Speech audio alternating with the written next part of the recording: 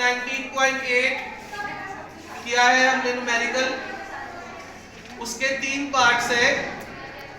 आपको D Broglie wavelength निकालनी है एक बॉल के लिए, डी ब्रॉगली वेवलेंथ निकालनी है प्रोटॉन के लिए, और डी ब्रॉगली वेवलेंथ निकालनी है इलेक्ट्रॉन के लिए।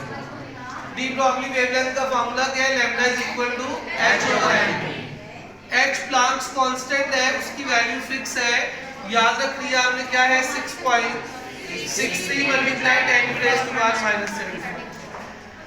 v की वैल्यू इसने सेम बताई है हर पार्टिकल के लिए, और वो क्या है? चेंज क्या होगा? मैस। बॉल का जो मैस है उसने खुद बताया है 140 ग्राम है, किलोग्राम में ले जाने के लिए 1000 पे डिवाइड किया है, 0.14 किलोग्राम आ जाएगा। प्रोटॉन का मैस आपने याद रखना है 1.67 मल्टीप्लाई 10⁻⁻27 किलोग्राम होता है, और इलेक्ट्रॉन का मैस 9.1 मल्टीप्लाई 10⁻31 किलोग्राम होता है।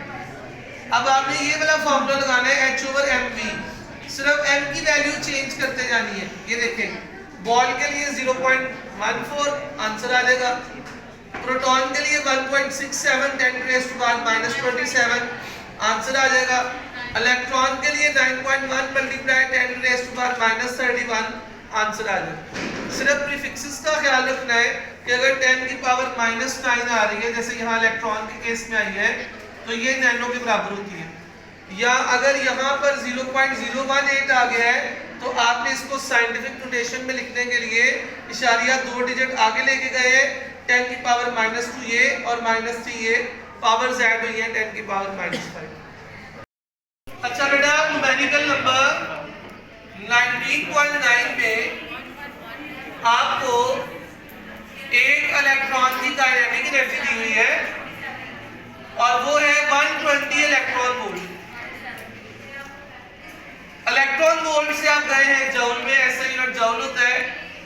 1.6 मल्टीप्लाई 10⁻⁻19 से मल्टीप्लाई किया है, क्योंकि 1 इलेक्ट्रॉन वोल्ट इस वैल्यू 1.6 मल्टीप्लाई 10⁻⁻19 जूल के बराबर होता है।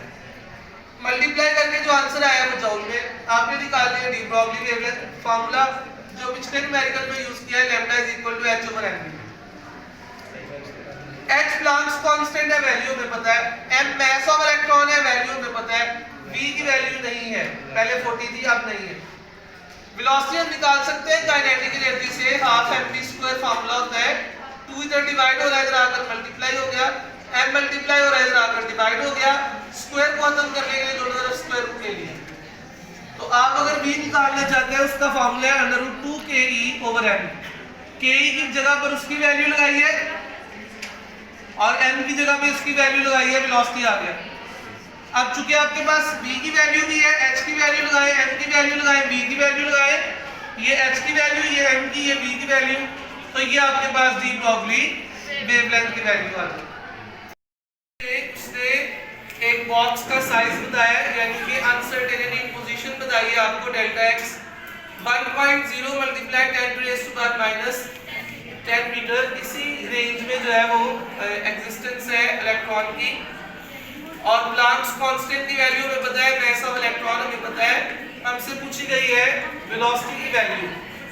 तो फार्मूला हम यूज करेंगे हाइजेनबर्ग अनसर्टेनिटी का, delta x dot delta v is equal to h।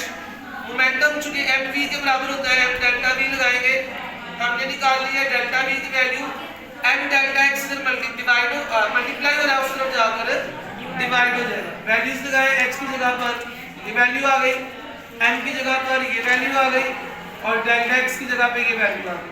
Solve करेंगे, आंसर आ जाएगा 7.29 मल्टीप्लाई 10⁻⁶ मीटर पर सेकंड।